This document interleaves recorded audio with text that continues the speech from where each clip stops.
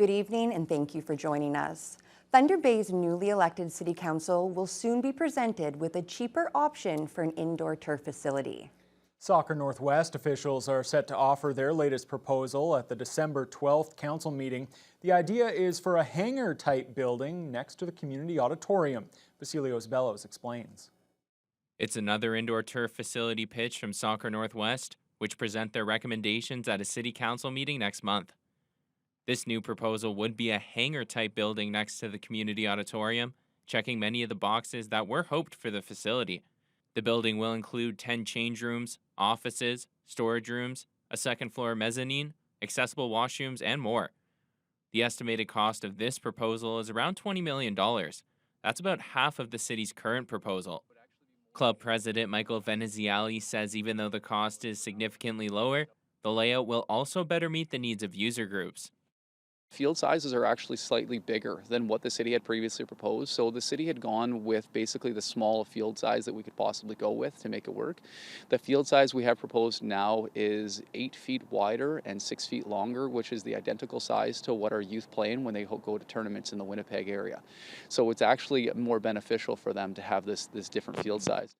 According to Veneziali, the community auditorium is on board, with the new proposal not affecting their operations and even adding 200 parking spaces. Veneziali goes on to mention that they've been in talks with user groups as well, who are also providing their support. This can be used by all the potential user groups in there, so we've reached out to them and we will have letter supports from all the group. We have minor football, we have touch football, we have frisbee, we have cricket, we have all the soccer groups in that.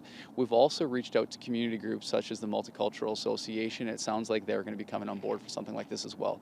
This is a community facility and I want to see this accessed by everyone.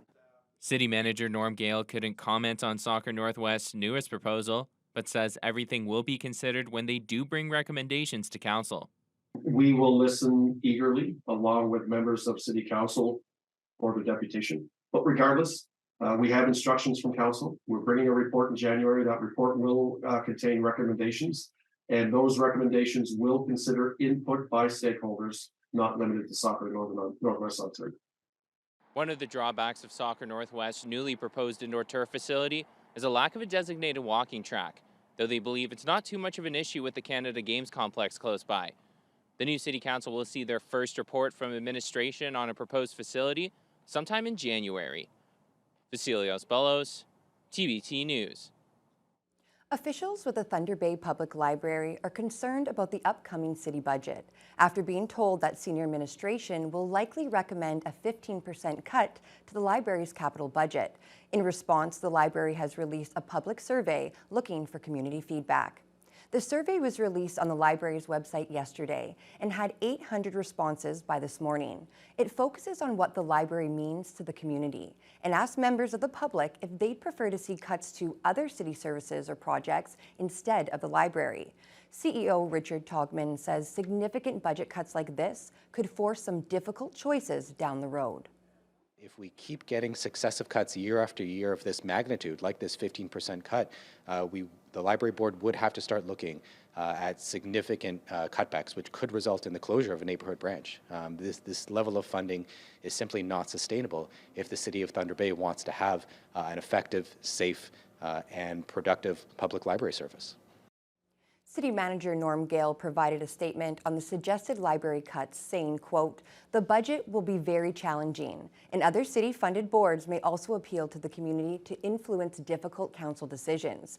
He goes on to say that council will be supported to fully consider the complexity of distributing taxpayers' hard-earned dollars. Thunder Bay Police have made a second arrest in connection to the murder of Rusty James Russo at a Pearl Street home.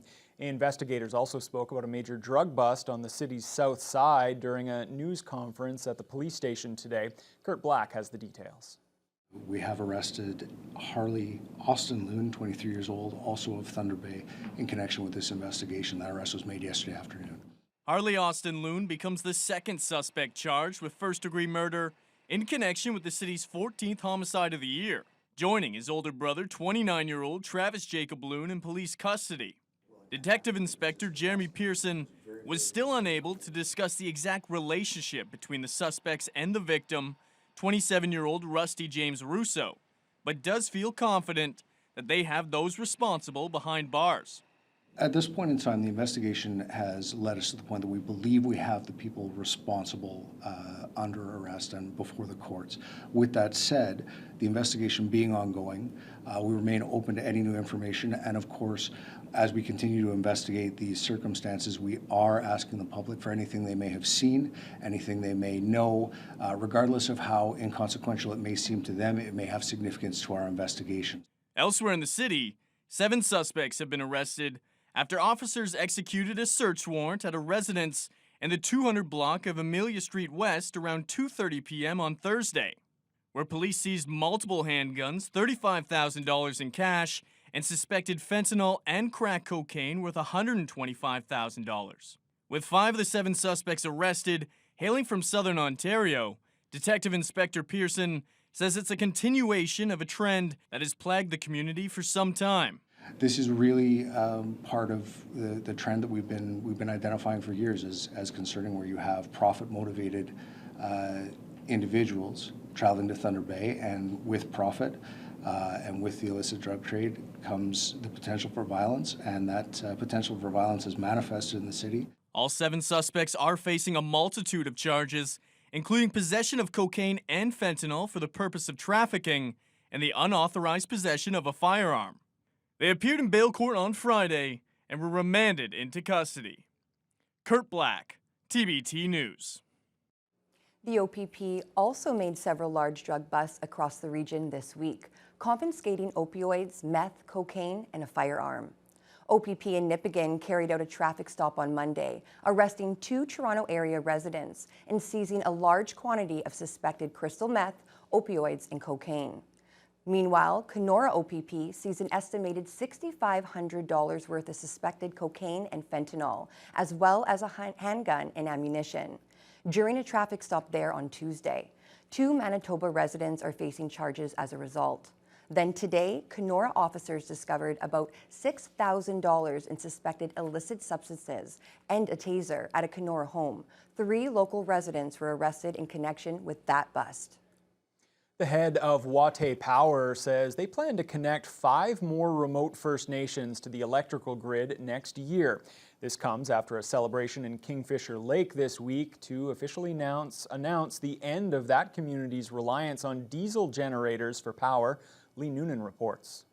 Things are buzzing at Wataynikaneyap Power as Kingfisher Lake joins North Caribou and Pikangikum First Nations as the 3rd community connected to their transmission line. CEO Margaret Kenequanash has been working towards this moment for more than a decade. Witnessing the completion and connection of communities is so exciting, and sometimes it's like I'm sitting here and I'm thinking, is this like real? Because we've been at this for so long. Kingfisher Lake First Nation was electrified on November 8th, with officials and dignitaries traveling to the community to mark the occasion with ceremony and a feast on Wednesday. And on Thursday, Minister of Indigenous Affairs Greg Rickford quoted Chief Eddie Mamakwa at Queen's Park. Access to reliable energy will lead to many improvements for our people and the community. Schools, households, businesses have been negatively impacted by frequent power outages. Improvements to healthcare, education, food security, and technology are on the way. That's something to celebrate, Mr. Speaker. Kenequanash echoes that sentiment, saying that switching from diesel generators to a higher capacity and more stable source is key if communities are to continue to grow and develop. One time I went to KI and they had like 5 new housing units standing there, and they weren't able to connect them. So a lot of times communities will swap like the older housing units and put power to the new house but it doesn't address the housing shortage in the community. Kenequanash is excited to see more and more communities being connected. The transmission line is expected to reach Winneman Lake First Nation in May, with 4 more communities slated for completion in the summer. Eventually, 17 isolated First Nations will be connected by 1,800 kilometers of power line. Lee Noonan, TBT News. An annual holiday tradition was launched today. The Christmas Cheer Fund and Toys for Tots kicked off their campaigns. The charities helped thousands of families in need, and after inflation hit a 4-decade high this year, the need for donations is even greater, especially around the holiday season.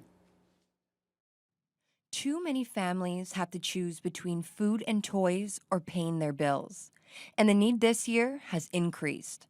After 2 years of the pandemic, and with the prices for just about everything escalating. That's why 2 nonprofit charities come together each year, so families don't have to make that tough decision. The Christmas Cheer Fund was established in 1924 and is all volunteer run, providing families with a week's worth of food and everything needed to have a full Christmas dinner. Meanwhile, Toys for Tots is run by the firefighters who volunteer their time to ensure the children in those families have presents under the Christmas tree. Toys for Tots Chair Paul Penna explains the significance of fundraisers like these. Firefighters are, when they get called out, we're almost always going to help somebody, right? And so Toys for Tots is us getting in the community even more, volunteering our own time and taking care of people who have families that have fallen on hard times, and so yeah, it's hard to put in words how important it is, but we do it because we love to do it. Toys for Tots firefighters will be stationed at the Intercity Shopping Center near the food court until December 23rd. Jolene Kemp is the campaign chair for the Christmas Cheer Fund and describes what their fundraiser aims to do for each family. We feel that our little bit is just one small thing that we hope will help people to sort of take a little breather, and then reality will strike again in January. But at least for a little bit of time, they can be at peace and they can enjoy with their family. The hampers support around 8,000 people around the city. The deadline to sign up for Christmas Cheer is December 9th. Hamper pickups will be at the CLE Heritage Building on December 13th and 14th. Adults, be big boys and girls. Take your responsibility of being a mom or a dad and come and pick up your food basket so that you have toys for your children at Christmas. Contributions for both charities are tax deductible and can be donated in many ways, by mail, at Scotiabank, or online through their website. You can also use your smartphone by texting the Cheer Fund between November 28th and December 15th. Well, just in time to begin that holiday shopping, 2 local men are more than $500,000 richer today. Roland Crevier and his uncle Wayne Bellamy are the winners of this month's Regional Health Sciences Foundation's Thunder Bay 50/50 draw. Crevier got the life-changing call from CEO Glenn Craig today. You've just won $580,238. I'm not you. So what are you gonna do with all that cash? Well, you know what? I bought the ticket with my uncle, so first off we're going to split the amount. Okay. And then so that leaves me with a $250,000. So I'm speechless. I don't even know what I'm going to do with it. Wow. Crevier says he bought the ticket with his uncle in celebration of the uncle's 78th birthday.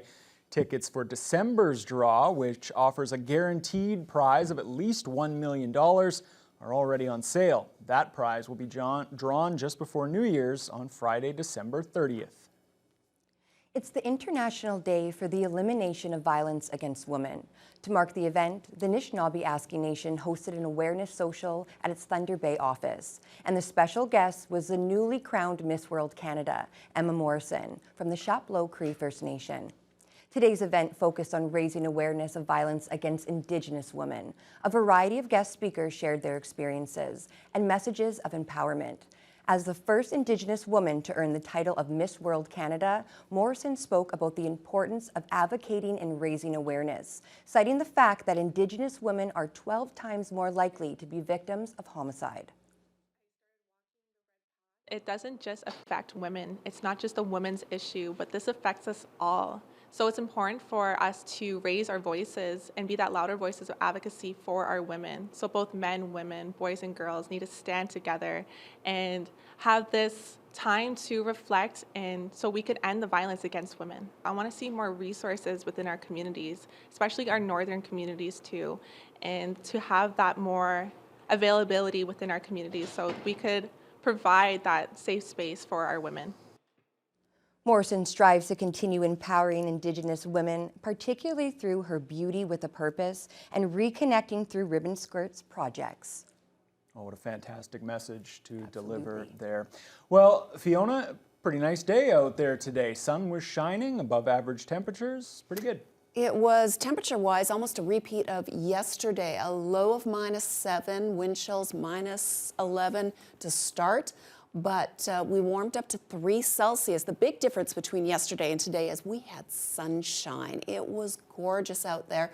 Winds continued to be quite light from the southwest, 5 to 16 kilometers per hour throughout the day. To the west, temperatures slipped below the freezing mark overnight, but as you can see, also rebounded quite beautifully. 6 Celsius at this hour in Fort Frances. They had lots of sunshine today. Kenora and Dryden both at 4, as is Red Lake. A little more cloud, though, as you head further to the northwest. Heading eastward, we're still well on the plus side, 3 Celsius, and then Greenstone, well, just barely made it above freezing, but definitely enjoying it at 1 Celsius. They had partly cloudy skies for much of the day. Marathon also at 1. And Sault Ste. Marie has been holding steady at about 3 to 4 Celsius for the past 18 hours. It hit 4 Celsius around 11, 12 o'clock last night, and it's just pretty much stayed there all day today under partly to mostly cloudy skies. Now, here in the city of Thunder Bay, it's going to be a milder night, -3 and a wind chill of -6 under partly cloudy skies, and that is going to set the stage for unbelievably warm and sunny Saturday. Temperatures are going to be in the mid-single digits on the plus side. So you should really, if you have plans outside, do it on Saturday. Those are the best times because by Sunday they'll be returning, starting to return back to more seasonal levels, much closer to the freezing mark. Still a beautiful day, but a little bit cooler, and it will come with clouds. And as the new week begins, there is the possibility of snow returning. I'll have more details later on in the news hour. Okay, thanks a lot, Fiona. Well, the Emergencies Act inquiry has been ongoing in Ottawa for weeks now, and we've been waiting for the Prime Minister to finally take the stand. Well, it happened today. We'll explain what he said right after the break. What if the worst had happened in those following days? What if someone had gotten hurt?